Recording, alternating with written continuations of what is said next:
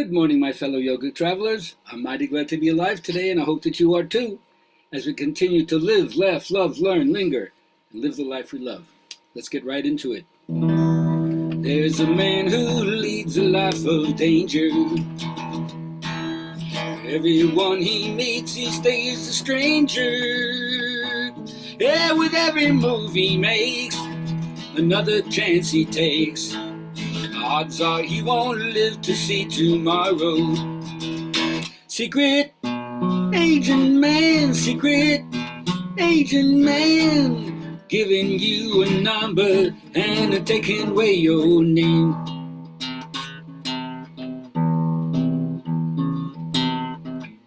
Secret agent man.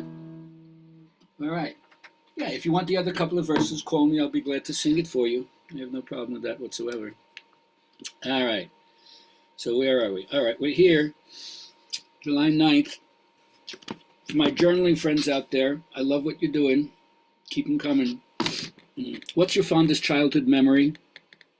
And in what ways were your childhood either unusual or ordinary? Let me know. I'd like to let you know about mine. All right, so first thing is from my affirmation masters, always want to remind myself again and again and everybody else the power of our thinking, because whatever you impress from the outside, whatever you impress on the outside, on the inside of your mind, you'll express from the outside. Yeah, there we go, right.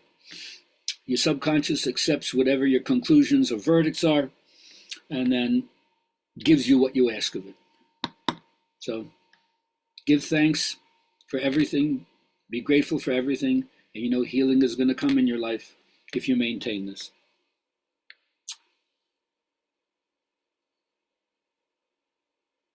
I'd like to think that our whole purpose of life is to be catalysts for each other so we can experience spirit, however we understand that to be. And we can only do that if we're in harmony with our own being.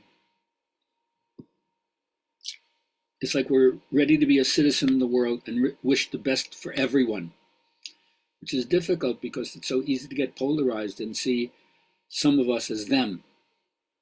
And then we're continuing to create the split, the division, the separation that we say supposedly that our healing, our union is supposed to smooth that over and bring it together, our interconnectedness.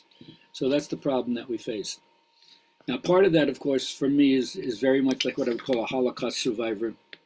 Whenever you're in a position where you can express yourself with positive action, the only achievement that you may be able to do is to bear your sufferings honorably. You can choose your attitude of how you want to act in any circumstance whatsoever to be worthy of your own suffering.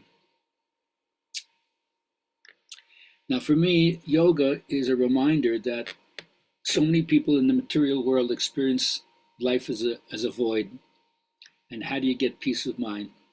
Well, my teacher says if you practice yoga, you're going to find purity in action, clarity in thought, and stability in mind.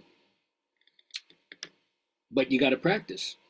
It doesn't happen without you developing the skill. It's there in embryonic form, but we have to work it like churning butter from milk.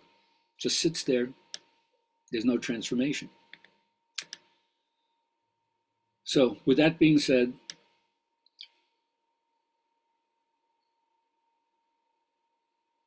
one of the secrets, I would say, to having moments of happiness, because life is a mixture of both, you can't be completely happy every single moment, every single day, is to never forget to look at the marvels of the world. Each one of us has a different way of seeing it. The beauty of intelligence, everybody's smart in a different way. So how you will see the marvels of the world, it's up to your unique intuitive genius. But at the same time, it doesn't mean that you're blind to the blood on the snows. If you do any kind of ascending toward the one, you go up and you go beyond all distinctions and differences. But when you come back down into the planes of form, then you see how people are suffering. And then out of compassion, you try to serve to help out as best as you can. So I say that a lot of this is worked out first in silence, sit in meditation, silent reverie, call it whatever you want. You're not a victim. You're an adventurer on the quest for the ultimate treasure. So if you want to learn to understand the language I'm talking about, that's the language without words. That requires a lot of patience. You got to do it again and again to overcome the habitual social conditioning that would have us running all over, looking for pleasure instead of what is really good in life. And that doesn't mean we can't enjoy things, but we have to prioritize what's most important for ourselves. All right, and lastly, I just want you to remember that to think as universally as you possibly can. I know we're all conditioned by our culture, our family, our society, our political, religious affiliations. But as I like to think about the Buddha, he didn't teach anything sectarian. The Dharma is universal, non-denominational. You can't describe it in words, but you can experience to know what it is. So understand the law of karma. If your deeds are base or noble, you will be either rewarded or there'll be retribution. The furies will come back to you. So don't concern yourself with the past. Concern yourself with the now. Make the now good, and you'll see the future will automatically be good.